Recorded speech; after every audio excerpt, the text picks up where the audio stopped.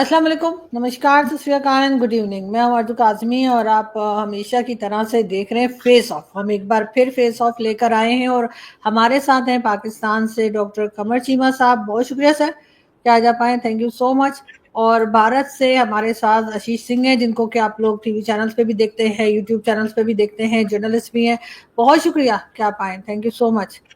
और thank you. सबसे पहले मैं चीमा साहब आपकी तरफ चलूंगी। भारत बार बार हमें कह रहा है कि हमने टेररिस्ट पाले और हमने वो जो हमारे यहाँ से नॉन स्टेट एक्टर्स का कहा जाता है कि वो जाकर और भारत में गड़बड़ करते हैं। क्या आपको लगता है कि वाकई में यहाँ पर टेरर कैंप्स हैं जिसके ऊपर भारत ने अभी रिसेंटली अटैक किया था? देखिए, बहुत शुक्रिया। सबसे पहले तो देखिए, पहली बात तो यह है कि गवर्नमेंट बड़ी क्लैरिटी से ये कह रही है कि कुछ ऐसे ग्रुप्स हुआ करते थे जिनको माजी में उस वक्त जब जहाद कश्मीर चल रहा था 90s में, तो एक उस वक्त सिलसिला चला, वो हुआ और बाद में वो सारे का सारा जो प्रोसेस है वो डिसइंटीग्रेट हो गया, डिसमेंटल हो गया। ये बार बार हुकूमत पाकिस्तान कह रही है। लेकिन जारी बात है, इंडिया की तरफ से ये चीज़ कही जाती है कि अगर देखे ना, अगर आपने अपना टारगेट ही खत्म कर दिया, फॉर एग्जांपल अभी कल पाबंदी लगी जी द रेजिस्टेंस फ्रंट के ऊपर, फॉर एग्जांपल, तो उन्होंने कहा जी लश्कर तैयबा कोई नहीं है लेकिन उसकी प्रॉक्सी है रेजिस्टेंस फ्रंट, तो एलईटी की प्रॉक्सी के तौर पे रेजिस्टेंस फ्रंट को, सो इट मींस के एलईटी कोई नहीं है या लश्कर तैयबा खत्म हो चुकी है, उसकी लीडरशिप नहीं है, उसके लोग नहीं है, उसका इंफ्रास्ट्रक्चर नहीं है। और देखिए, पाकिस्तान तो खुद मुतासर है बहुत ज़्यादा इस जंग से, आपको पता है। और पाकिस्तान कभी भी नहीं चाहेगा कि हम डिप्लोमेटिक पॉलिटिकल मॉरल पोजीशन के अलावा इंडिया के साथ कोई ना कोई महाज खोले। और आपको पता है कि हमें सूट नहीं करता अब ये, क्योंकि हम पॉलिटिकली वॉलेटाइल थे, इकोनॉमिक इंस्टेबिलिटी है, तो पाकिस्तान ये चीज़ अब नहीं कर सकता। हाँ, कश्मीर के अंदर ग्रुप्स मौजूद हैं, उसको इंडिया को चाहिए कि उनके ऊपर घेरा तंग करे उनको, क्योंकि वो इंडियन टेरिटरी के अंदर है ना, तो वहाँ पे घेरा तंग करे, उनको टाइट करे। और अगर फॉर एग्जांपल जैसे रेजिस्टेंस फ्रंट के लोग हैं, उनको बाहर लेके आए, उनकी शक्लें दिखाए, उनकी तस्वीरें दिखाए, उनकी फैमिली को कर दिखाए, सबको दिखाए, लेकिन दिखाए तो सही ना। लेकिन सवाल ये है कि हाइपोथेटिकली बोल देना सिर्फ, आई थिंक, मेरा नहीं ख्याल सफिशिएंट। अगर आपके पास लोग हैं, उनको लेके आए, आपके पास इतनी बड़ी पावर है, पूरी पूरी स्टेट रिसोर्सेज आपके पास है, और अगर स्टेट रिसोर्सेज बंदा नहीं ढूंढ सकते और आप ये कहें जी कि वो जो इवेंट है, जो जो इंसिडेंट है, वो 400 किलोमीटर बॉर्डर के अंदर हो रहा है and the people are inside India, तो देन मेरा ख्याल है the onus lies on India to establish connection. अगर बंदे नहीं मिल रहे, टेलीफोनिक कनेक्शन एस्टैब्लिश करें और जो राब्ते हैं कुछ ना कुछ तो दुनिया को दिखाएं कि हाँ भाई ये बंदे हैं जिन्होंने ये करवाया है। तो वो बंदे सामने नहीं आ रहे, जिसकी वजह से जारी बात है एक है कि शायद India needs to do more, और इंडिया को एफर्ट करनी पड़ेगी, ऐसे सिर्फ बातों से गुजारा नहीं होगा। मतलब इंडिया एफर्ट करे और हमारी तरफ ना देखे, ये कहना चाह रहे हैं आप? नहीं नहीं, हमारी तरफ क्या देखना है इंडिया ने? अगर एक ग्रुप ऑफ मिलिटेंट्स है, एज इंडिया सेज, वो वहां मौजूद है ना, वो वहां पे मौजूद हैं, उनको बाहर निकाले, उनको पकड़े, सजाएं दे, टारगेट करने टारगेट करे, जेलों में डालना है जेलों में डाले, बिल्कुल करे उनको। मैं तो नहीं कह रहा कि ना करे, लेकिन कुछ दिखाए तो सही ना। ये कह देना एक ग्रुप है, उस ग्रुप में लोग हैं, लेकिन हमसे पकड़े नहीं जाते, हमें वो नजर भी नहीं आते, हमें वो उनका राब्ता भी नहीं पता चलता। देखें, इंडिया के अंदर मिसाल के तौर पे कई बंदे हैं जो दिल्ली के अंदर, मुंबई के अंदर, बेंगलुरु के अंदर रोजाना कत्ल होते हैं ना, जैसे पाकिस्तान में कत्ल होते हैं, इंडिया पुलिस ढूंढ लेती है, तो इनको भी ढूंढ लेना। इनको क्यों नहीं ढूंढते? इन ये ढूंढे नहीं जाएंगे तो अब क्या कि पाकिस्तान को फोन करते रहेंगे क्या? सो मेरा ख्याल है कि those people who committed a crime, जिन्होंने वो 25-26 लोगों की जान ली, मैं समझता हूँ that was an act of terrorism, मैंने उसको पहले भी कहा है, उनकी जान ली, वो इंडिया के अंदर मौजूद है, उनको बाहर लेके आए। This is what Pakistan demand करता है इंडिया से। क्या कहेंगे आशीष आप? चीमा साहब कह रहे हैं कि वो लोग इंडिया के अंदर हैं और पाकिस्तान डिमांड करता है उन लोगों को आप लेकर आए। आप पाकिस्तान के ऊपर एलिगेशन जो लग रही है, आपको कहाँ तक ठीक लग रहा है? पहली बात तो कमर का एक एक प्राइमरी काउंटर में जरूर देना चाहूंगा कि ये इंडिया ने थोड़ी किया जो टीआरएफ वाली चीज थी, ये तो यूएस से आई ना। ये तो so called the big operator of the world US government से आई। तो इंडिया तो 2019 के बाद से, जब से 370 का एब्रोगेशन हुआ है कश्मीर में, तब से उसके बाद से लगातार कहता रहा है। उससे पहले की गवर्नमेंट्स भी अलग अलग डॉजियर्स पे डॉजियर्स 2611 से लेके पठानकोट और बहुत सारे मतलब मैं कारगिल और उसके पीछे तो जाना भी नहीं चाहूंगा, क्योंकि वो तो काफी पुरानी भी बातें हो गई थे। नए टेरर इंसिडेंट्स इतने ज्यादा है, तो इंडिया ने डॉजियर्स दिए थे, लेकिन ये अमेरिका ने किया है। दूसरा, आप देखिए, हम पाकिस्तान की तरफ नहीं देख रहे हैं उम्मीद भरी निगाहों से। अब हम खुद ही ढूंढ रहे हैं, चाहे वो इंडियन सॉइल पे हो या फिर जहां से ओरिजिनेट हो रहा है, फंड हो रहा है, हम सीधा वहीं पर अटैक कर देते हैं अभी कि बॉस जहां से आपका ओरिजिनल, जहां ट्रेनिंग मिल रही है, जहां से फंडिंग मिल रही है, so we cut the snake's head. And time and again, चाहे वो सर्जिकल स्ट्राइक हो, बालाकोट स्ट्राइक हो, फिर अभी ऑपरेशन सिंदूर, और ऑपरेशन सिंदूर अभी जारी है। सो ऐसे बार बार जरूरत पड़ती रहेगी। तो इंडिया पाकिस्तान की तरफ कोई भी उम्मीद नहीं लगा के देख रहा है कि हम आपसे उम्मीद कर रहे हैं, आपकी आर्मी से उम्मीद कर रहे हैं, बिल्कुल नहीं। That is one. Second, America वाली बात मैंने कही कि वो तो एक थर्ड न्यूट्रल कंट्री है, उसने टीआरएफ पर एक्शन लिया है। थर्ड थिंग, आप देखिए, एक और न्यूट्रल ग्लोबल बॉडी एफएटीएफ, अभी टीआरएफ को लेके बड़ा बवाल मचा हुआ है। वो एक नया आपका एक फ्रंट आ गया ना, टीटीके, तहरीके तालिबान कश्मीर। अब वो टीआरएफ की जगह जो टेरर रीब्रांडिंग जिसे कहते हैं ना, वो रीब्रांडिंग वाली चीज बहुत अच्छे से की जा रही है। तो जैसे ही पता चला कि यूएस उस पे टीआरएफ पे न्यूज टाइटन कर रहा है, उनकी उनके जो सप्लाईज है या फिर उनके फंडिंग पर न्यूज टाइटन करने जा रहा है, स्पेशली डेजिग्नेटेड ग्लोबल टेररिस्ट और ग्लोबल टेरर ऑर्गेनाइजेशन डिक्लेयर करने जा रहा है, तो टेरर को रीब्रांडिंग, ऑर्गेनाइजेशन को नया नाम दे दो, टीटीके, तहरीके तालिबान कश्मीर, अब वो नया असर उठा रहा है। Third thing is most important, एक महीना पहले जून थर्ड वीक में another global body FATF, the financial action task force, उसने भी कहा कि पाकिस्तान को वापस वो वॉच लिस्ट में देख रहा है, उस पर जूम इन कर रहा है कि वापस ग्रे लिस्ट में डालने की जरूरत है कि नहीं। कमर डिसएग्री कर रहे हैं, ठीक है, कमर मैं तो नहीं कह रहा, एफएटीएफ तो यूरोप में बैठ रहा है, वो तो ग्लोबल बॉडी है, तो वो उन्हें लग रहा है हम अपनी तरफ से केवल ज्यादा से ज्यादा डॉजियर दे सकते हैं। इंडियन गवर्नमेंट ने अभी कहा है कल ही कि सम ऑफ द टेरर ऑर्गेनाइजेशन, और कुछ फंडिंग यहां तक जारी है कि वो बैलिस्टिक मिसाइल बनाने में इन्वॉल्व हो रही है। सो एफएटीएफ लेगा, हम तो केवल अपना डॉजियर सबूत जो इंटेलिजेंस मिलती है हम देते हैं, हम जज थोड़ी है यहाँ पर। हाँ, जब एग्जीक्यूशनर बनने की जरूरत पड़ती है तो हम एग्जीक्यूशनर बनते हैं, चाहे वो सर्जिकल स्ट्राइक हो, बालाकोट हो या फिर सिंदूर हो। So we certainly are not looking at Pakistan कि भाई आप देख लो यार, आप कर लो। वो तो 10-11 साल पहले बंद हो गया ना, कि 26/11 होते थे ऐसे, और टेरर ब्लास्ट होते थे, पार्लियामेंट अटैक होते थे, और हम लगातार कहते रहते थे कि आप जरा देखिए, आप जरा देखिए, और कुछ होता नहीं था।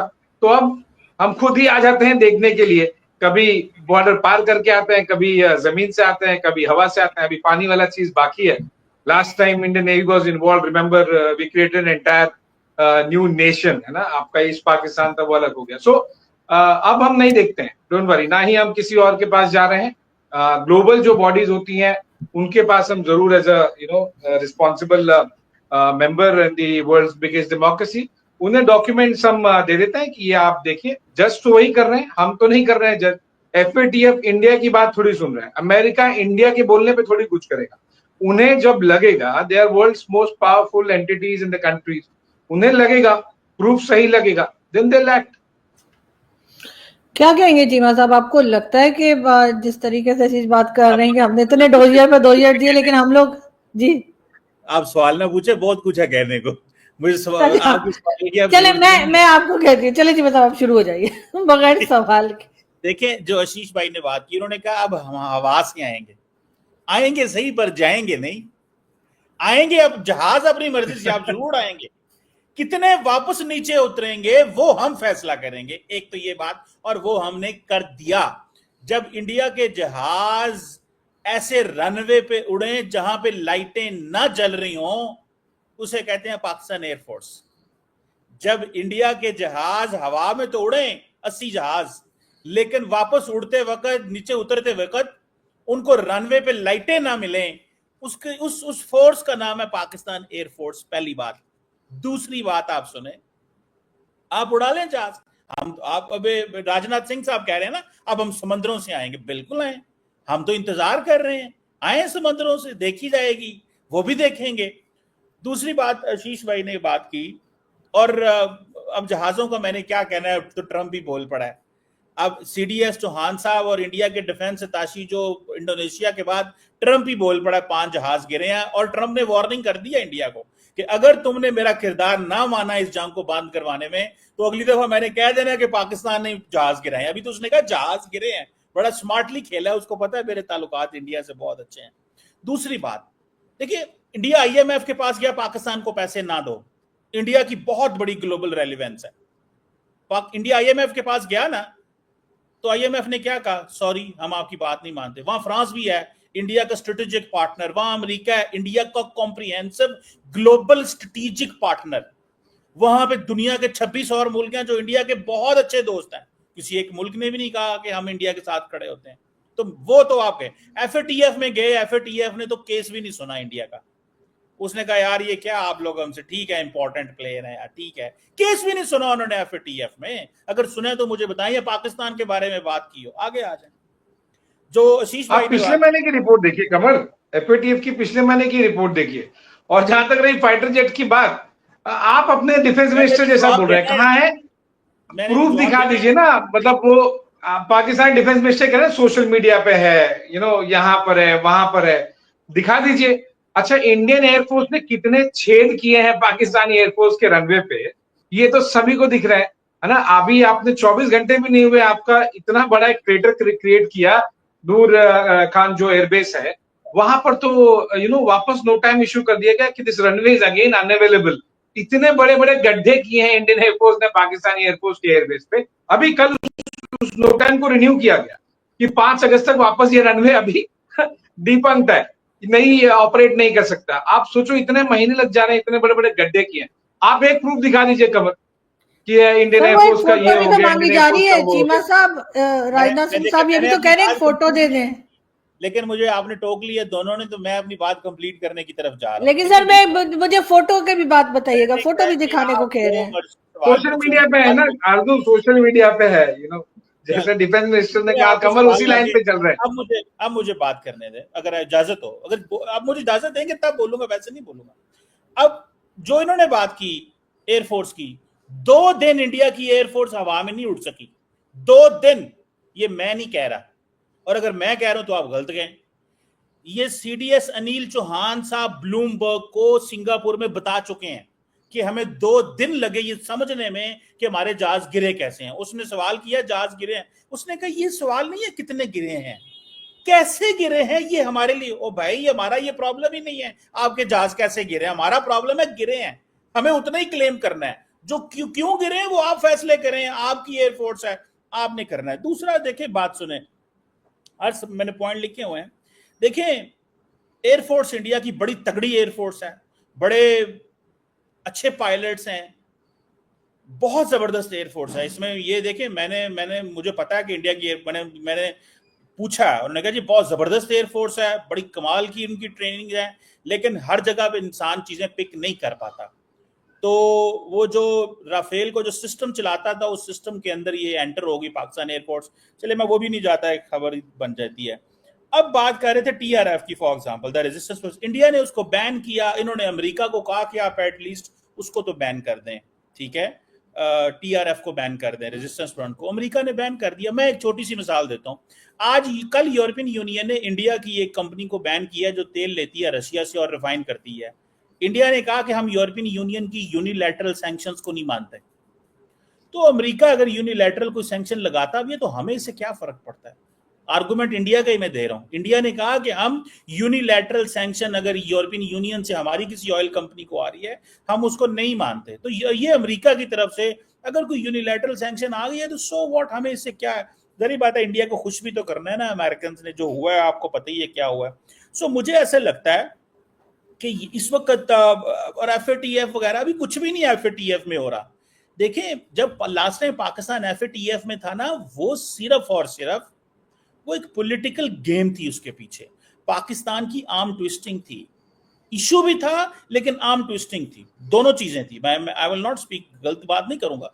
इशू भी था, इशू ये था कि जो यूएन सिक्योरिटी काउंसिल रेजोल्यूशन 1373 और 1267 जो था वो भी इंप्लीमेंट करना था। वो पाकिस्तान ने आफत सईद और इस तरह की चीजें और लीगल कुछ चीजें थी वो ठीक नहीं की हुई थी, वो भी दोनों कंप्लीट कर ली। अमेरिका के साथ दोबारा अलाइनमेंट भी ठीक हो गई, तो वो चीज है। आप क्या समझते हैं इंडिया के कहने पे आईएमएफ या एफएटीएफ पाकिस्तान को कटहरे में खड़ा करेगा? इंडिया के कहने पे आप ये समझती हैं मैडम? आप देख लीजिएगा। नहीं आप सर, भी ये बात आशीष बताएंगे, जाहिर है इस वक्त मैं तो नहीं बताऊंगी। क्या कहेंगे आशीष?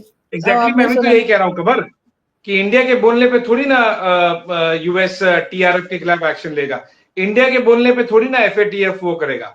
बट सिंस आपने कुछ रूल्स जो ग्लोबल बॉडीज है उनकी बात की, ये तो जुमले वाली बात हो गई नो कि आईएमएफ में इंडिया ने ये किया वो किया। ऐसा नहीं होता कमर। आरजू के व्यूअर्स के लिए मैं जरूर बता दूंगा कि वोटिंग परसेंटेज होते हैं हर कंट्री के। आईएमएफ में फॉर एग्जांपल यूएस का लगभग 16.5% का वोटिंग परसेंटेज है। इंडिया, बांग्लादेश, श्रीलंका ये सबको मिला के 3.05 एग्जैक्टली वोटिंग परसेंटेज है। चाइना 6-6.5% का वोटिंग परसेंटेज है। जापान 6-7 के बीच में परसेंट वोटिंग परसेंटेज है। तो ऐसे ये जुमले वाली बातें कि इंडिया के बोलने पे आईएमएफ ये कर देगा, इंडिया के बोलने पे यूएस वो कर देगा, एफएटीएफ वो कर देगा, बिल्कुल नहीं। आप ध्यान रखिए आईएमएफ में पाकिस्तान पिछले 35 सालों में कितने बेल आउट मिले आपको पता है? मतलब कितने बार कटोरे लेके पाकिस्तानी सरकारें बदली। 35 years में Arzoo 28 times Pakistani government has been granted bail out package, bail out package by the International Monetary Fund. आप देखिए सरकारें बदलती रही, जनरेशंस ने देख लिया 35 सालों में 28 टाइम। तो ऑब्वियसली इंडिया के बोलने पे तो नहीं हो रहा है। मैं शीश भाई आपकी बात मान लेता हूं, आपने कहा 23 दफा के, मैं कहता हूं जी 35 सालों में 35 दफा के। इम्पोर्ट गुड हो गया। इतना गुरूर यार बेल आउट पैकेज में, मतलब भीख मिलने पे इतना, मतलब लोन मिलने पे इतना। सुने तो सही ना। हाँ, इंडिया के अंदर जो सैकड़ों बैंक हैं, क्या वो इंडियन अवाम को जब लोन देते हैं तो भीख देते हैं? जब इंडिया की गवर्नमेंट इंडिया के लोगों को लोन देती है, सस्ते लोन देती है, तो क्या वो इंडिया की अवाम को भीख देती है? आरजू you let me answer this. You let me answer this, क्योंकि जो कमर कह रहे हैं ना, जो कमर कह रहे हैं वो खाली इंडिया की बैंक और पाकिस्तान की बैंक नहीं होता, वो वर्ल्ड वाइड बैंक का रूल होता है। बैंक जब इंडियन अवाम को लोन दे वो भीख होती है।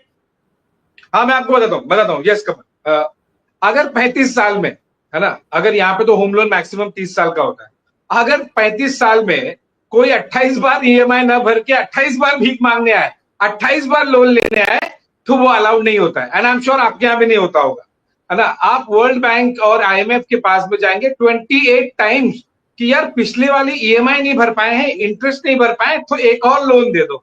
यस, अगर आप 28 बार मांगेंगे ऑन एन एवरेज, हर साल मांगेंगे, तो वो भीखी होती है, फिर वो लोन नहीं होता। लोन एक बार होता है, 2 बार। आरजू आपके यहाँ होता है? अच्छा मुझे बताइए आरजू, पाकिस्तान में ऐसा होता है पाकिस्तानी अवाम को? एंड आई वुड रिक्वेस्ट आपके व्यूअर्स प्लीज जरा कमेंट्स में बताएं, क्या आपके यहाँ ऐसा होता है बैंक लोन दे रही है और 30 साल में 28 बार आपको और लोन दिए जा रही है? ऐसे बैंक ऑपरेट कर रही है? अभी एक फाइनेंशियल अंडरस्टैंडिंग वाली बात है ना। 28 बार मांगोगे तो भीख होगी। मैं कहता हूं जी, इंडिया के अंदर जितनी कंपनीज हैं बड़ी बड़ी, अदानीज एंड अंबानीज जो कि मेन फाइनेंसर हैं पीएम मोदी साहब के, उनमें से कोई एक भी ऐसी है जो बैंक लोन के बगैर चलती है?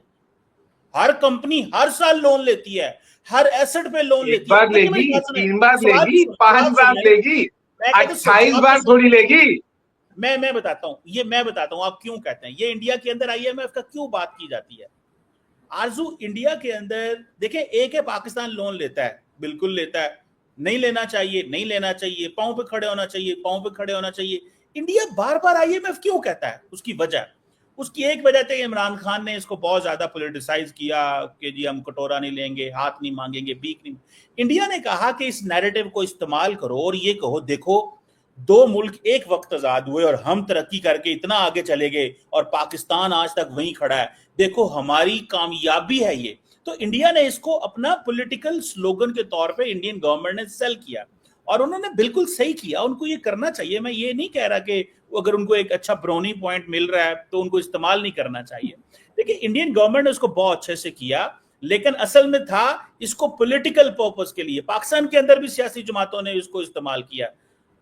क्या वजूहात है पाकिस्तान क्यों आईएमएफ में गया, वो एक सेपरेट सवाल है, लेकिन दुनिया जाती है बैंकों के पास तो वापस जाके लोन वापस किया जाता है। आईएमएफ से भी जितना लोन लिया है उसको टैक्स सूद समेत वापस किया है। लेकिन असल सवाल यही है, मुझे याद है इंडिया के एक जर्नलिस्ट हैं आशीष नहीं, वो एनडीटीवी में आजकल आ गए हैं, उन्होंने ट्विटर पे लिखा जिस दिन पाकिस्तान को आईएमएफ का लोन मिला, उन्होंने कहा UN terrorist, world bank terrorist, IMF terrorist, ये सारे टेररिस्ट हैं। चलो ठीक है, हम तो टेररिस्ट है ना, चलो इंडिया के कागजों में वो तो चला दिया। उन्होंने कहा नहीं, सारे अदारे जो पाकिस्तान को सपोर्ट करते हैं दुनिया में वो टेररिस्ट हैं। मैंने कहा यार ये कमाल लोग कर रहे हैं, ये क्या कर रहे हैं, ये मतलब ये छोटी छोटी बातें, मतलब अब दुनिया को टेररिस्ट कह दिया। मैं समझता ये हूं कि इंडिया जो है एक बहुत इंपॉर्टेंट प्लेयर है दुनिया के अंदर, लेकिन अगर इंडिया ये महसूस करेगा कि वो इन इंस्टीट्यूशंस को ड्राइव कर सकता है या इन इंस्टीट्यूशंस के अंदर कोई रोल प्ले करके पाकिस्तान को नुकसान पहुंचा सकता है, तो वो obviously at this stage India के लिए कोई मुमकिन नहीं है। हाँ, जब ऑपरेशन सिंदूर में कामयाबी नहीं हुई और इंडिया के जहाज गिरे तो इंडिया ने फौरन भागे और उन्होंने कहा जनाब हम जा रहे हैं आईएमएफ, हम जा रहे हैं वर्ल्ड बैंक, हम जा रहे हैं पाकिस्तान को एफएटीएफ में घसीटेंगे, हम डिप्लोमेट। भाई आपने तो काइनेटिक ऑप्शन शुरू किए थे, तो काइनेटिक में तो कोई रिजल्ट निकाल लेते, वहां रिजल्ट निकला नहीं, उन्होंने कहा अब हम आईएमएफ जाएंगे, अब हम एफएटीएफ जाएंगे। तो अवाम को भी तो लारा लगाना था ना, इवन की अपोजिशन को चुप करवाने के लिए सारे के सारे डेलीगेशन अपोजिशन के भेज दिए बाहर। वो जिन लोगों ने पार्लियामेंट में सवाल करने थे, पूछना था, उनको दी बकौल आरजू सुपारी, वो जो सुपारी देते हैं कि मतलब कल ही मुझे पता चला सुपारी क्या चीज होती है, उनको दी सुपारी, उनको दी रिश्वत, उनको दिया बिजनेस क्लास, उनको जहाजों में कहा तुम थाईलैंड जाओ, तुम म्यांमार जाओ, तुम बहरीन जाओ, तुम जद्दा जाओ, तुम अमेरिका जाओ। वो सारे खुश हो रहे हैं, मीडिया यहाँ से फैला रहा है बातें, और इंडियन गवर्नमेंट कामयाब हो गई अपोजिशन को जहाजों में डाल डाल के, वो बेचारे अपनी तरीफा कर रहे हैं। सर वो जो आप बता रहे हैं ना, उसको सुपारी नहीं, उसको घूस कहते हैं। अगर सुने, असदुद्दीन अवैसी वो जैसे ही जहाज से नीचे उतरा, असदुद्दीन अवैसी जैसे ही जहाज से नीचे उतरा वो फिर शुरू हो गया मोदी साहब के खिलाफ। तो वो सवाल ये है कि ये जो बात कर रहे हैं, मैं ये समझता हूं कि इंडिया को इस चीज को समझ लेना चाहिए कि इंडिया जरूर एक इंपॉर्टेंट प्लेयर है, लेकिन ऐसा ही मार खा गया, ना डिप्लोमेटिकली कुछ मिला, ना मिलिटरीली कुछ मिला, इस दफा नहीं, इतने जैसा नहीं तो अनो। और देखिए मेरी बात सुने, जो मर्जी करें, पाकिस्तान 65 में आया होया, 71 च होया, 72 च होया, 75 च होया, जो मर्जी कहें, इस दफा दिस टाइम ना डिप्लोमेटिक कुछ मिला और ना मिलिटरीली कुछ मिला। और मैं समझता हूं कि इंडियंस भी आप पूछते हैं, वो एक खान सारा इंडिया के अंदर, वो उसको मैं सुन रहा था, वो बड़ा पॉपुलर है यूथ के अंदर, बिहार के अंदर, तो वो उसने कहा हमें क्या मिला ऑपरेशन सिंदूर से, कुछ भी नहीं मिला। ठीक है, तो अब जारी बात है, मोदी साहब ने इतना पैसा फेंका है, उन्होंने कहा सटो रुपये इंडियन मीडिया में, ठीक है, और नैरेटिव बनाओ, तो बन रहा नैरेटिव आशीष, वाकई में ऑपरेशन सिंदूर से कुछ नहीं मिला। मुझे लगा खान सर अभी आजकल एटलीस्ट 1.5-2 महीने से ना इंडिया में, पता है किस लिए पॉपुलर है? वो इसलिए पॉपुलर है कि वो उन्होंने एक स्टेटमेंट दिया है कि पाकिस्तान का map looks like a dog. वो इसलिए पॉपुलर है, आप देखिएगा, गूगल करिएगा आप। खान सर वाली बात है, मुझे लगा खान सर को वहां पे सबसे पहले बैन कर दिया गया होगा। But coming back to the point, Kamal, मैं कहता हूं जो लोग ऐसी बदतमीजी करते हैं, हम उन्हें जवाब नहीं देते। देखिए आप खुद ही अब उन्हें गालियां दे रहे हैं, सारा राइट विंग उनको गालियां निकाल रहा है और कह रहा है ये रॉन्ग नंबर है। नहीं, that is what Khan sir is popular for. आप, मैं नहीं कह रहा हूँ, आपने कहा ना कि पॉपुलर में, आप 1-1.5 महीने में जाके देखिएगा खान सर, बस गूगल कीजिए, यूट्यूब पे जाइए, कीजिए Khan sir famous commenter Pakistan. India में पॉपुलर की वजह से, बच्चों को पढ़ाने की वजह से, गालियां और बदतमीजी की वजह से नहीं है। लेकिन अब राइट विंग उसके खिलाफ हो गई है, क्योंकि वो ऑपरेशन सिंदूर में क्वेश्चन कर रहा है, तो सारे का सारा राइट विंग उसके ऊपर जो है ना गालियां दे रहा है उसको, तो ये अब चलेगा सारी बात। लेकिन अब आशीष आप बताइए ना, चीमा साहब को कितना मिला ऑपरेशन सिंदूर से? जी आप बताइए। सॉरी आरजू, मैं ये पूछ रही हूँ, आप चीमा साहब को जवाब दीजिए कि ऑपरेशन सिंदूर से क्या हासिल हुआ भारत को? हमने तो पूरे प्रूफ दिए कि कितने सारे बेसिस हमने उड़ाए हैं, कितने बड़े बड़े गड्ढे किए, सैटेलाइट इमेज से लेके, और हमें प्रूफ देने की जरूरत नहीं थी। बाय द टाइम हमें यहाँ पर ऑफिशियली प्रूफ दिया जाए, वीडियोस तो आप ही की तरफ से आए थे, लेकिन जब हमारे ये नुकसान हुआ, वो नुकसान हुआ, ये क्लेम्स को लेकर जब हम क्वेश्चन पूछते हैं, ना किसी पाकिस्तानी जर्नलिस्ट के पास, ना किसी पाकिस्तानी मिनिस्टर के पास, ना किसी न्यूट्रल थर्ड पार्टी के पास में कोई प्रूफ नहीं मिलता है कि हाँ इंडिया को ये नुकसान कर दिया, इंडिया को वो नुकसान कर दिया। ये तो केवल जुमले वाली बातें होती है। और ये किसने कहा कि हम मिलिट्रीली अगर कोई एक्शन लेते हैं तो इसका ये डिप्लोमेटिक एक्शन हम नहीं ले सकते, उसके फाइनेंशियल एक्शन नहीं ले सकते। ये तो 360 डिग्री एक्शन लिए गए थे, इसीलिए kinetic, diplomatic, non kinetic, all sorts of action, तभी तो इंडस वाटर वाला एक्शन लिया गया, तभी तो हमने सारे हमारे डिफेंस अटैचे, जो फॉरेन के डिफेंस अटैचे न्यू दिल्ली में बेस्ड है, उन सबको ब्रीफ किया गया, एम्बेसडर्स को ब्रीफ किया गया, हमारे डेलीगेशन लेके चले गए। वही ओवैसी साहब जब आपको जो बातें भाती थी, आपको जो अच्छी लगती थी वो करते थे, तो ओवैसी साहब अच्छे लगते थे। अब ओवैसी साहब जब वो फैक्चुअल बातें कर रहे हैं, अब उन्हें लग रहा है कि नहीं नहीं सिंदूर में हमने बहुत अच्छा काम किया, तब आपको ओवैसी साहब अच्छे नहीं लग रहे, अब आपको खान साहब भी अच्छे नहीं लग रहे। Point here is from military to diplomatic to economic, all possible actions अभी सिंदूर में ही नहीं, इसके पहले भी लिए गए हैं। आपको याद होगा इससे पहले वाले मिलिट्री एक्शन के टाइम पे इंडिया ने जो MFN स्टेटस था पाकिस्तान का, मोस्ट फेवर्ड नेशन, जो कि इकोनॉमिक डोमेन में होता है कि वो उसके टैक्सेशन और ट्रेड टैरिफ वगैरह को लेके हमने वो एक्शन लिया था। मोस्ट फेवर्ड नेशन वाले दर्जे से हमने पाकिस्तान को स्ट्रिप कर दिया था। ऐसे हर बार जहां जहां जरूरत पड़ती है हर जगह लिया था। फिर उसके बाद में आपके यहाँ टमाटर की कमी होने लगी, उसके बाद में वहां पर आपको लोगों के और एक बोरी आटे के लिए, कुछ रोटीज के लिए लेकर भागदौड़ वाली चीजें शुरू हो गई। और अभी इंडस वाटर ट्रीटी के बाद में पानी बढ़िया चल रहा है। हमारे यहाँ तो कोई इलेक्ट्रिसिटी नहीं गई जो आपके यहाँ चलाई जा रही थी। मुझे किसी भी चीज का आप प्रूफ दे दीजिए, आप दे दीजिए, आपकी गवर्नमेंट दे दे, मिनिस्टर दे दे, मिलिट्री दे दे। खाली बगैती जो प्रेस कॉन्फ्रेंस में की जाती है ना कि बॉस ये नहीं हुआ, प्रेस कॉन्फ्रेंस में ये बोला, एक चीज बताइए तो सही ना। Let's talk factual. हमने तो 1.5 2 घंटे की ऑफिशियल प्रेस कॉन्फ्रेंस की आरजू, आई एम श्योर आपने भी देखी होगी। उसमें तो सैटेलाइट इमेज से लेके, और उसको छोड़िए, आपके यहाँ खुद ही वो वीडियोज आने चालू हो गए थे। Indian government, the press information bureau of India announce later operation Sindoor, आपके यहाँ पहले वीडियो आने चालू हो गए थे। आई एम श्योर आप लोगों तक भी वो पहले वीडियो पहुंचे होंगे। You both are pretty popular on social and digital media in Pakistan. आप लोग क्या पहले पता चल गया होगा कि इससे पहले कि इंडिया ने अनाउंस किया कि बॉस ये इतनी मिसाइलें मारी गई हैं, जो सीटी बज के लॉइटरिंग म्यूनिशन गिर रहे थे, पहाड़ों में आपके न्यूक्लियर बेस के यहाँ पर जाके मिसाइलें लग रही थी। आप एक प्रूफ तो दीजिए। आपसे जब प्रूफ मांग रहे तो आपके डिफेंस मिनिस्टर कहते हैं कि हाँ वो सोशल मीडिया पे है, वो डिजिटल मीडिया पे। दे दीजिए सोशल मीडिया वाला ही। हमने तो 10-12 अटैक के दिए आपको प्रूफ। जी चीमा साहब, लास्ट कमेंट आपका और फिर लास्ट कमेंट आशीष का। जी जी, एक शुगल वाली बात बता देता हूँ। उन्होंने कहा हम अपने आप से MFN स्टेटस ले लिया, हमने आपको कभी दिया ही नहीं था। आपने तो ले लिया ना, हमने आपको कभी दिया ही नहीं स्टेटस यार। हमने ये समझे नहीं स्टेटस देना चाहिए, हालांकि गलत है, देना चाहिए था, और वो हमने बड़ी गलती की। और मैंने हमेशा दोनों sentence Qamar back to back कह देता है, हमने कभी सोचा नहीं, लेकिन गलत ही कमर एक बात पे तो रहो यार, मतलब एटलीस्ट 10-20 सेकंड तो रहो। एक सेंटेंस जो बोला उस बात पे कम से कम कुछ सेकंड तो रहो। मेरी बात देखो, मोस्ट फेवर्ड नेशन ना कमर देने से तब फर्क पड़ता है जब आपकी कोई इकोनॉमिक प्रॉस्पेरिटी हो, है ना। Most favoured nation is an economic term, वो इकोनॉमिक डोमेन में यूज होता है। पाकिस्तान हमें क्या, किसी को अपने आप को नहीं दे सकता मोस्ट फेवर्ड नेशन वाला दर्जा। मोस्ट फेवर्ड नेशन से मैंने जैसे पहले एक्सप्लेन किया कि वो टैरिफ, टैक्सेस, इंपोर्ट एक्सपोर्ट उसको लेकर होता है। पाकिस्तान से मोस्ट फेवर्ड नेशन लेके हमें क्या करना है?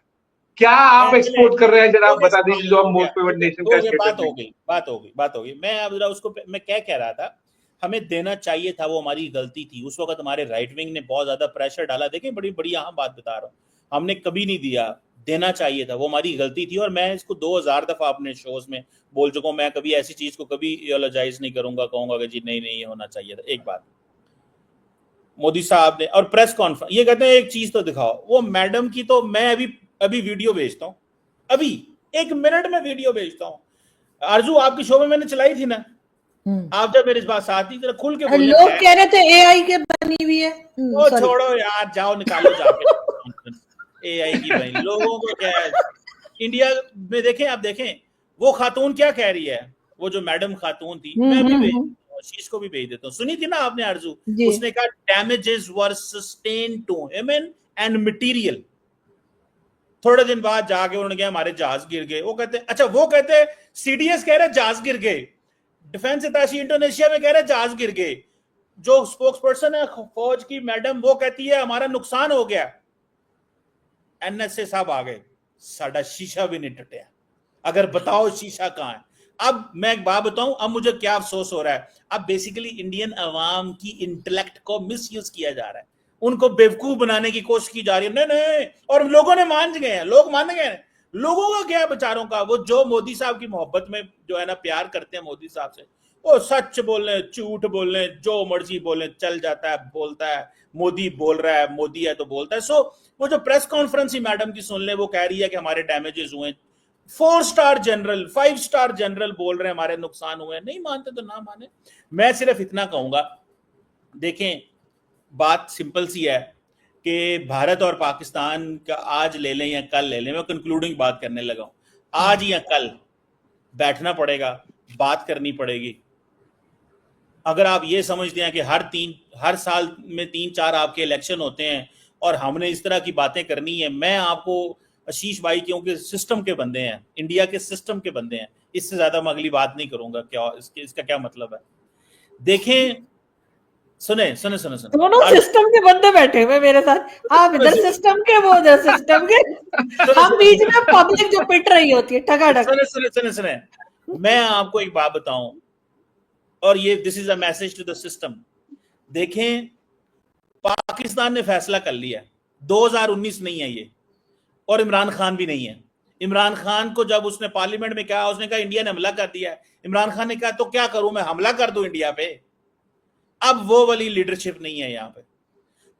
अब ये फैसला कि जहां से हमला आएगा वो जिधर भी होगा, वो 300 kilometre 400 kilometre 600 kilometre 2000 kilometre 2700 kilometre 2850 kilometre दूर भी हुआ, जहां तक इंडिया की रेंज है पाकिस्तान के बॉर्डर से, वहां पक्का स्ट्राइक मारेंगे, वहां पे स्ट्राइक जाएगी। ये फैसला है यहां पे। सो इंडिया एक मारेगा तो पाकिस्तान भी एक मारेगा, आई फॉर आई है यहां पे। जो मैंने समझा है अभी तक की बात, इंडिया ने करना है, जरूर ट्राई करे, मुझे तो पता है इन्होंने दोबारा करना है। तो मैं सिर्फ इतना कह रहा हूं, leadership has change, things have change. India ने जब भी मिस कैलकुलेशन की, उसका जवाब उसी वक्त, लास्ट टाइम मैं आपको बात बताऊं, मैंने वो वीडियोस देखी है, मैंने आरजू आपको बताया था, द मोमेंट इंडिया अटैक, अगले 45 मिनट के अंदर, इन नेक्स्ट 45 to 50 मिनट्स, अगर कोई इंडियन एयरफोर्स के लोग सुन रहे हैं तो उनको पता चल जाएगा, नेक्स्ट 45 to 50 मिनट्स के अंदर पाकिस्तान ने अपना जवाब कंप्लीट कर दिया था। बाकी फिर ये जो मीडिया को खबर दी गई थी कि कितने जहाज गिरे हैं, वो बाद में दी गई थी फुल कंफर्मेशन के बाद, इवन के जहाज की वो जो फिल्म रील देखने के बाद सारा कुछ किया गया था। मैं जस्ट आपको बता रहा हूं। सो चीजें चेंज हो गई हैं। इंडिया करे जो उसका दिल करता है। मैं तो सिर्फ इतना, मैं लास्ट कमेंट आशीष आपकी तरफ आऊंगी, आपने चीमा साहब को जो जवाब देने, लेकिन मैं चीमा साहब से जाते थे ये जरूर कहूंगी, चीमा साहब ये वाला जज्बा हमारा अफगानिस्तान के टाइम पे कहाँ चला जाता है, फ्रिज में रख देते हैं, ठंडा हो जाता है। वो वहां से अटैक पे अटैक कर रहे हैं, रोज आके कान के नीचे 2 मार के जाते हैं, हम उन्हें कुछ नहीं कह रहे। देखिए वो प्रॉक्सीज हैं, प्रॉक्सीज आती हैं जिस अंदाज से आती है ना मैडम, आप कभी उस इलाके के उन पहाड़ों में भी नहीं गुजरी हैं, आपने कभी आसमान फजा से, कभी जहाज से भी वो पहाड़ नहीं देखे। आप कभी जाए ना दुबई या कभी इस तरह आपको कहीं जाना पड़े सेंट्रल एशिया, तो अफगानिस्तान के पहाड़ देखें जहां से वो आते हैं, वो टेरेन डिफरेंट है। अफगान बलोचिस्तान वाला टेरेन डिफरेंट है। इंडिया है एक स्टेट एक्टर है। जब इंडिया के 80 जहाज हवा में घूम रहे होते हैं ना, तो पाकिस्तान के रडार में 80 रेड लाइट्स जल रही होती हैं और पता होता है ये जहाज है। जब दहशतगर्द आता है तो उसका एक और तरीकाकार होता है, मोडस ऑपरेंडी, तो उसको डील करना एक और चीज है, स्टेट को डील करना एक और चीज है। सो ये सवाल है, जवाब है जी। आशीष, आपका लास्ट कमेंट, आप कुछ कहना आरजू, चाहेंगे? पहले तो मैं बोल दूं कि हमारे यहाँ तो कोई आईएसपीआर टाइप ऐसा या फिर आईएसआई टाइप ऐसा कोई कंट्रोल तो चलता नहीं है। आप दोनों और आप दोनों के कई दोस्त और कॉलीग्स खुद ही इस सिस्टम्स के विक्टिम रहे हैं। हमारे यहाँ तो हमें किसी ने नहीं बोला कि मुझे या मेरे, I am an active journalist, मैं कोई ऐसा डिफेंस एक्सपर्ट तो हूं नहीं, मैं जर्नलिज्म में 20 साल से हूँ और अभी भी लगातार कर रहा हूँ। मुझे आज तक या मैंने किसी अपने कॉलीग फ्रेंड से नहीं सुना कि ये बोला गया, ये बोलो, ये नहीं बोलो, ऐसा कुछ नहीं। इंडियन अवाम को कमर आप अंडर एस्टिमेट कर रहे हैं उनके इंटेलेक्ट। सरकारें आती हैं जाती हैं, आज मोदी पॉपुलर हैं, पहले कोई और पॉपुलर था, कुछ सालों बाद कोई और पॉपुलर होगा। You are talking about world's biggest democracy, जहां पे खुद ही की 2.5 डजन से ज्यादा प्रोविंसेस हैं हमारे, ठीक है। तो इंडियन पॉपुलेशन को आप या कोई पॉलिटिकल क्लास या कोई पॉलिटिकल पार्टी या कोई मीडिया या फिर कोई भी और ऐसे बोले ना, तो वो उसके हिसाब से ही नहीं चलते हैं। They have their own mind और वो अपने हिसाब से वोट करते हैं, अपने हिसाब से चूज करते हैं। Social and digital media has again further made the main stream media more irrelevant. तो क्या मीडिया बता रहा है, किसने क्या प्रेस कॉन्फ्रेंस किया, उसी के हिसाब से नहीं चलते हैं। पीपल हैव उन सबके पास अपने सोशल मीडिया, डिजिटल मीडिया, सारी खबरें सबको मिल जाती है। Coming back to the point जो कमर ने शुरुआत में कही, देखो कमर, जो बातचीत वाली बात आप कह रहे हैं ना कि वो करनी पड़ेगी, वो आपकी एक्सपेक्टेशन, वो आपकी विश लिस्ट है। अब यहाँ पर नहीं है ऐसा, और ये आज नहीं, बहुत पुरानी बात हो गई। और वो लोगों में वो गुस्सा है, वो लोगों में वो एक यूनिफॉर्मिटी है कि गया वो जमाना जब 26/11 करो, गया वो जमाना जब ट्रेन ब्लास्ट करो, बस ब्लास्ट करो, ये वाले अटैक करो, आप दाऊद को रखो, हाफिज सईद को रखो, ओसामा बिन लादेन को रखो, और भी दुनिया भर के जितने ग्लोबल टेररिस्ट है वहां पर उनको रखते रहिए। वो जमाना अब गया, अब ऐसा नहीं चलता है। आप जितनी बार अगर अटैक करेंगे, और वहीं पर वो जो एक लाइन आई है ना कि any act of terror will be considered as an act of war, और इसीलिए ऑपरेशन सिंदूर को बंद नहीं किया गया है, वो कंटिन्यू चलता रहेगा। दी अदर थिंग कमर, जो बार बार आप हाईलाइट कर रहे हैं कि ये एयरक्राफ्ट गिरे, देखिए जब आप 4-5 दिन लगातार 7 मई को पहला ऑपरेशन सिंदूर का अटैक हुआ, और मल्टी लोकेशन 1 डजन लोकेशंस पर किए गए, 9 अलग अलग लोकेशन, 12 अलग अलग टारगेट, इतने मारे गए। फिर वापस 10 तारीख को दे दनादन एयर बेसिस उड़ाए गए। और मतलब आई एम सरप्राइज कमर, मतलब आप एटलीस्ट फैक्ट से कैसे दूर हो सकते हैं? आशीष भाई, एक ये दोबारा कहना, दे दनादन, ये दोबारा कहना जरा। वो तो आप जब वो फोटोज निकाल के देखेंगे ना, वो इसलिए क्योंकि बाकी तो चलो मुझे पता है झूठ बोल रहे हैं आप, लेकिन ये ठीक है। ये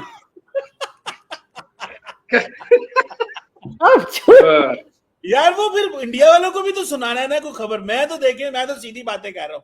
आशीष भाई बहुत अच्छा एनालिसिस कर रहे हैं फॉर इंडिया, लेकिन मैं कहता हूँ थोड़ी यार सीडीएस की बात तो मान लें यार आशीष भाई। वो तो कह रहे हैं, मैं कहाँ काउंटर कर रहा हूँ कमर? देखिए वही तो मैं कह रहा था कि अगर 4-5 दिन आपको 7 तारीख से लेके 10 तारीख तक, अगर आपके लिए रिपीट करता हूँ, दे दनादन पाकिस्तान को ठोका गया अगर इंडियन आर्म फोर्सेस द्वारा, तो फिर अगर 1-2 जहाज अगर गिर भी गए, big deal, we did not lose any of our soldiers. तो फिर वो बात क्या हुई आशीष? वो जो शीशा भी नहीं टूटा वाली बात कहां से आ गई फिर, अगर आप कह रहे हैं कि कुछ जहाज गिर गए? सॉरी, अगर आप कह रहे हैं कि कुछ जहाज गिर भी गए तो कोई बात नहीं, तो वो जो शीशा नहीं टूटा वाली बात बीच में आ जाती है, वो कहां से आ गई है?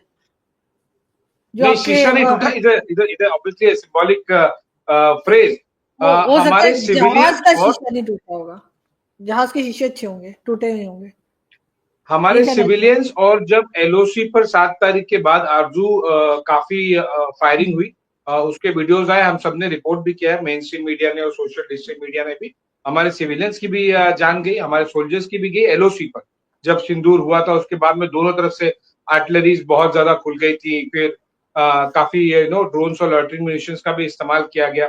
सो पॉइंट इज कि अगर आप सामने वाले पे 100 वॉर करें और कोई आप पर 2-5 वॉर कर भी दे, इट्स नॉट मेजर इशू, है ना। कारगिल में अगर हमारे कुछ जवान शहीद हुए ये जाहिर सी बात है कि अच्छी बात नहीं है, you know killed in action नहीं होना चाहिए था।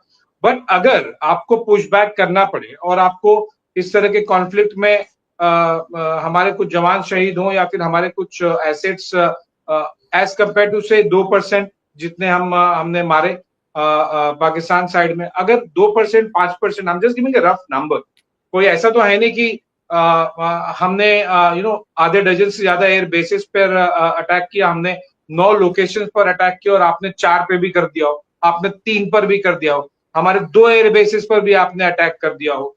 सो अगर कोलैटरल में 5% 2% होता है, it's part of the military action, big deal about it.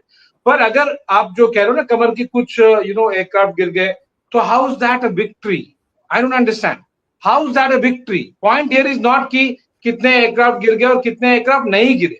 My point is how is that a victory? अगर इंडिया 9 लोकेशन पर डिस्टेंस के साथ में लोकेशन बोलकर, और हमने फॉरेन मीडिया जो आपके खुद की मीडिया, आपके खुद के सोशल डिजिटल मीडिया दिखा रहे हैं, यहाँ बम गिरा, वहां मिसाइल लगी, यहाँ लॉयटेड म्यूनिशन आया। जब इतने सारे अटैक किए जा रहे हैं इंडिया की तरफ से, 7 तारीख को भी किया गया, 10 तारीख को भी किया गया, how is that a victory for you? I don't understand. अगर आप ये कंटिन्यू मेंटेन रखेंगे और ये परसेप्शन आपकी मिलिट्री और आपके पॉलिटिशियन से मेंटेन रखेंगे, it means you are not introspecting, and that is where CDSS comments comes into picture. कि अगर 7 तारीख को 9 लोकेशन पर मारा और अगर एक 2-5% कोलैटरल डैमेज हुआ, 10 तारीख को बड़ा अटैक करने से पहले फिर रिकैलिब्रेट किया गया, it's part of the strategy. आप भी करेंगे, कोई भी करेगा। सो आप अगर ये गलत फहमी में रहेंगे कि नहीं नहीं हमारा तो कुछ नहीं हुआ, सामने 2 एयरक्राफ्ट गिरा दिए, उसी पे नाचो, तो नाचो। हम तो 9-10 पहले दिन किए, फिर 10 तारीख को हमने और लोकेशंस पर अटैक किए। आप बस इसी में नाचते रहिए कि हमारे 2 एयरक्राफ्ट या 3 एयरक्राफ्ट आपने ये गिरा दिया, आपने वो गिरा या दिया। 5 या 6 आप या खुद 5 सोचिए या कमर 6 कि या 5 या 6। What an approach this is, you know. आप खुद सोचिए कि कितना एक्सपेक्टेशन ही लो है। आप समझ रहे? एक आप सीना तब चौड़ा कीजिए कि इंडिया ने 9 जगह पे मारा, पाकिस्तानी एयरफोर्स ने 12 जगह पे मारा। इंडिया कह रहा है 9 जगह पे मारा, और आप क्यों रहे? नहीं नहीं, पर हमने 2 गिरा दिया, 2 गिरा दिया। कितना एक्सपेक्टेशन लो है? Can you imagine how low an expectation Pakistan as a country, आपकी आवाम, आपके पॉलिटिशियंस, आपके मिलिट्री रख रही है? That is very dangerous sign as per as. अगर आप न्यूट्रली पूछे, इज अ डेंजरस साइन कि आपको ना वो छोटे झुंझुनों में खुश कर दिया जा रहा है, वो 2 गिरा दिया, 2 गिरा दिया। पाकिस्तानी आवाम और जर्नलिस्ट एक बात बताइए, क्यों नहीं पूछ रही है कि जो इंडियन आर्म फोर्सेस ने 9 लोकेशन बोले, 12 टारगेट बोले, 7 तारीख को मारा, 12 तारीख को मारा, उसका काउंटर दीजिए कि भाई साहब कैसे इतने location Indian arm force, Indian government बोल रही है, वो सैटेलाइट इमेजेस के साथ, प्रूफ के साथ, ये रहा लोकेशन, ये रहा डिस्टेंस, ये रहा फोटोज, ये रहा इमेजेस बिफोर आफ्टर। आपकी आवाम, आपका जर्नलिस्ट ये नहीं पूछ रहा आरजू, मतलब आपको ये नहीं पूछना चाहिए कि ये 10-10 12-12 लोकेशन कैसे मार रहे? मुझे मजा आया तब जब इंडिया, जब मैंने कहा दे धनाधन मारा इंडियन एयरफोर्स ने। चले अभी दे धनाधन के साथ हम लोग क्लोजिंग पे जाते हैं। और यकीनन हम जी मुझे मजा आया तब जब इंडिया के डिप्टी आर्मी चीफ ने ये कहा कि पाकिस्तान को हमारी मिलिट्री की लाइव पता था कि हम कौन से क्या क्या कर रहे हैं। मुझे मजा आया तब जब पाकिस्तान के डीजीएम ने ये कहा, ये जो वेक्टर आप इस्तेमाल करने लगे हैं ये ना कीजिएगा, स्टेप बैक। तो उन्होंने माना कि हमें एक एक चीज की विजिबिलिटी थी। गल मुक गई। हमारा कोई $78 अरब डिफेंस बजट नहीं है, हम छोटा सा मुल्क हैं, लेकिन वो साढ़े पंजाबी च कहते ने नथ पा के रखती है। क्लोज कर दे शो, होने इसके बाद कोई गल नहीं होनी चाहिए। थैंक यू सो मच आप दोनों का कि आपने आज ज्वाइन किया, बहुत शुक्रिया। Thank you. Thank you.